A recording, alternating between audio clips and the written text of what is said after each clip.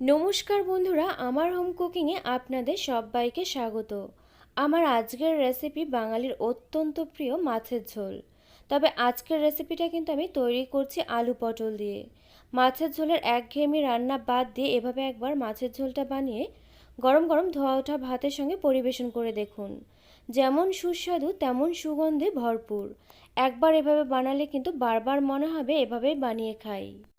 তো এই রান্নাটা করার জন্য দেখুন এখানে আমি আলুগুলোকে একটু বড় বড় টুকরো করে কেটে নিয়েছি। আর নিয়েছি এখানে বেশ কয়েকটি পটলগুলোকে দেখুন এভাবে আমি আধা আধা করে খোসা ছাড়িয়ে মাঝখান থেকে কেটে ধুয়ে নিয়েছি। এরপর মাছগুলোকে ম্যারিনেট করে নেব। এখানে আমি নিয়েছি 4 পিস কাতলা মাছ। মাছগুলোর মধ্যে প্রথমে দিয়ে দিলাম এখানে স্বাদ মতো নুন। এরপর দিয়ে দিলাম এখানে পরিমাণ মতো হলুদ গুঁড়ো। এখন খুব ভালোভাবে একটু দেখুন ম্যারিনেট করে নিচ্ছে। আপনারা চাইলে কিন্তু মাছগুলো ম্যারিনেট করার সময় এখানে চাইলে কিছুটা পরিমাণ সর্ষের তেলও অ্যাড করতে পারেন। এগুলো আমার ম্যারিনেট করে নেওয়া হয়ে গিয়েছে। এরপর দেখুন মাছগুলোকে প্রথমে ভেজে নিতে হবে। এর জন্য একটি কড়াতে আমি দিয়ে দিয়েছি বেশ কিছু পরিমাণ সর্ষের তেল। তেলটা গরম হলে এর মধ্যে দিয়ে দিলাম মাছগুলোকে। এখন এই মাছগুলোকে আমি উল্টে পাল্টে নিয়ে হালকা লালচে করে ভেজে নেব। এই রান্নাটা কিন্তু করার জন্য মাছগুলো এখানে অতিরিক্ত কড়া করে বা অতিরিক্ত লালচে করে ভেজে নেওয়ার কোনো প্রয়োজন নেই। হালকা লাল লাল করে একটুখানি ভেজে নিলেই কিন্তু হয়ে যাবে। আর এখানে আমি রান্নাটা কিন্তু কাতলা মাছ দিয়ে করছি, তবে আপনারা চাইলে কিন্তু রুই মাছ বা যে কোনো বড় মাছ দিয়েই একই পদ্ধতিতে এই রান্নাটা করে নিতে পারেন। এখানে আমার মাছগুলোকে উল্টে পাল্টে নিয়ে হালকা লাল লাল করে ভেজে নেওয়া হয়ে গিয়েছে। এরপর আমি এগুলোকে তেল থেকে তুলে রাখলাম। এরপর এই তেলেতেই দিয়ে দিচ্ছি এখানে কেটে ধুয়ে রাখা আলুর টুকরোগুলোকে। এখন এই আলুগুলোকে নেড়ে চেড়ে নিয়ে বেশ লাল লাল করে একটুখানি ভেজে নিতে হবে। আর এই আলু বা পটল এগুলো কিন্তু ভাজার সময় এখানে আমি কোনো রকম নুন বা হলুদ গুঁড়ো ব্যবহার করব না। এভাবেই কিন্তু নেড়েচেড়ে নিয়ে দেখবেন এভাবে লাল লাল করে আমি ভেজে নেব। আলুগুলো ভেজে নেওয়া হয়ে গেলে এগুলোকে আমি তুলে রাখছি একটি প্লেটে। এরপর আমি এ তেলেতে দিয়ে দিচ্ছি এখানে কেটে ধুয়ে রাখা পটলের টুকরোগুলোকে। একইভাবে কিন্তু আমি নেড়েচেড়ে নিয়ে পটলগুলোকে ভেজে নেব। তবে পটলগুলো ভাজার সময় কিন্তু অবশ্যই করে উনুন আঁচটা হাই ফ্লেমে রেখে ভেজে নেবেন, যেহেতু পটল কিন্তু খুব সহজে সেদ্ধ হয়ে যায়। আর উনুন আঁচটা হাই ফ্লেমেতে রেখে ভেজে নিলে কী হবে, পটলটা খুব ভালোভাবে ভাজাও হবে, আবার দেখবেন কালারটাও কিন্তু খুব বেশি চেঞ্জ হবে না, একটু সবুজ সবুজই কিন্তু রয়ে যাবে। পটলগুলো ভাজা হয়ে গিয়েছে, এগুলোকে আমি তেল থেকে তুলে রাখছি। এখানে দেখুন পটলগুলো আমি বেশ লাল লাল করে ভেজে নিয়েছি, তবে খোসার দিকটা দেখুন বেশ সবুজ সবুজই কিন্তু রয়েছে। এতে করে কি হবে, পটলটা খেতে ভালো লাগবে, দেখতেও ভালো লাগবে। এরপর এই তেলেতে আমি ফোড়নে দিয়ে দিলাম তেজপাতা, শুকনো লঙ্কা, দিয়ে দিলাম এলাচ, দারচিনি, লবঙ্গ আর দিয়ে দিলাম কিছুটা পরিমাণ গোটা জিরে। ফোড়নটাকে একটু নেড়েচেড়ে নিয়ে এভাবে ভেজে নিতে হবে। যখন দেখবেন ফোড়ন থেকে খুব সুন্দর একটা মিষ্টি গন্ধ বেরোতে শুরু করেছে, তখন এর মধ্যে দিয়ে দিলাম দেখুন এখানে একটি ছোট সাইজের পেঁয়াজ কুচি। পেঁয়াজটাকে এখন আমি নেড়েচেড়ে নিয়ে বেশ লাল লাল করে একটু ভেজে নেব। তবে এখানে পেঁয়াজটা ভাজা হতে হতে ওদিকে আমি কয়েকটি মশলা একটু পেস্ট করে নেব। প্রথমেই দেখুন দিয়ে দিলাম এখানে একটি ছোট সাইজের পেঁয়াজ। আমি একটি ছোট সাইজের পেঁয়াজ কুচি করে দিয়েছি, আর একটি ছোট সাইজের পেঁয়াজ আমি পেস্ট করে ব্যবহার করব। দিয়ে দিলাম 4টে কাঁচা লঙ্কা, দিয়ে দিলাম 1 ইঞ্চির মতো আদা, ছোট সাইজের একটি টমেটো, আর দিয়ে দিলাম এখানে 4 কোয়ার মতো রসুন। এগুলোকে দেখুন খুব ভালোভাবে একটি মিহি পেস্ট আমি তৈরি করে নিলাম। এদিকে কিন্তু আমার পেঁয়াজটাও খুব ভালোভাবে বেশ লাল লাল করে ভেজে নেওয়া হয়ে গিয়েছে। এরপর এর মধ্যে দিয়ে দিচ্ছি এখানে পেস্ট করে রাখা মশলা।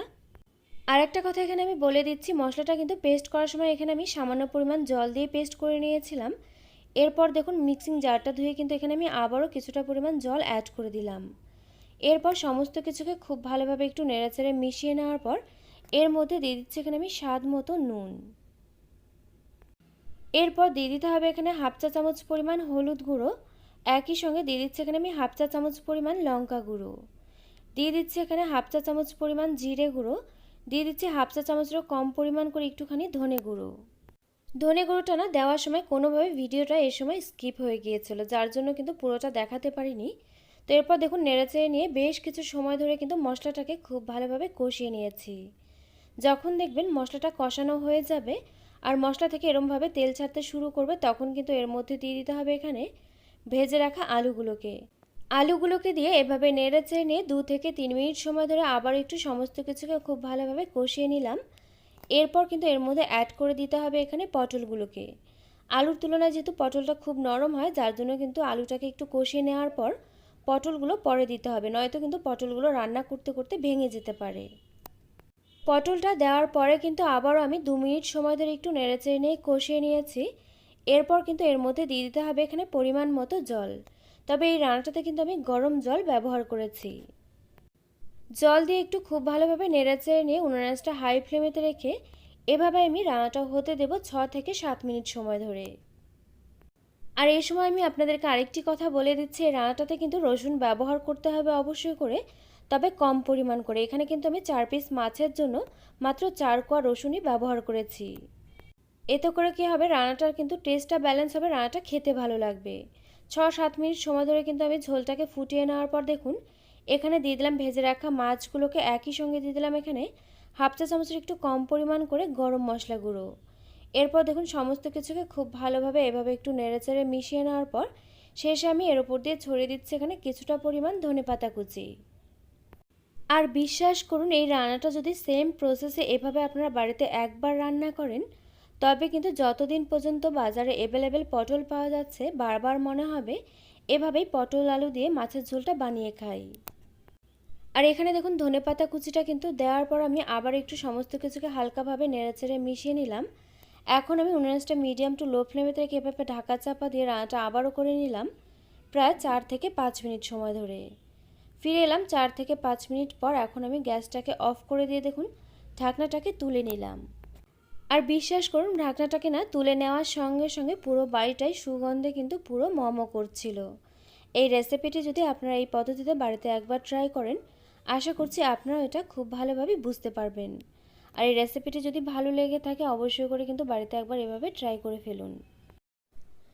তো আমার এই রেসিপিটি আপনাদের কাছে কেমন লাগলো অবশ্যই একটি লাইক দিয়ে কমেন্ট করে জানাতে কিন্তু ভুলবেন না, কারণ আপনাদের একটি লাইক একটি কমেন্ট কিন্তু আমাকে এরকম নতুন নতুন ভিডিও বানাতে আরও অনেক বেশি উৎসাহিত করবে। পাশে থাকা বেল আইকন অবশ্যই প্রেস করে দেবেন, এতে করে আমার নিত্য নতুন ভিডিওর আপডেট আপনাদের কাছে পৌঁছে যাবে সবার আগে। তো আজকের মতো ভিডিওটা এই পর্যন্ত, আবারও পরে দেখা হচ্ছে অন্য কোনো নতুন ভিডিওর সঙ্গে। আর আমার এই ভিডিওটি শেষ পর্যন্ত দেখার জন্য আপনাকে জানাই অসংখ্য ধন্যবাদ।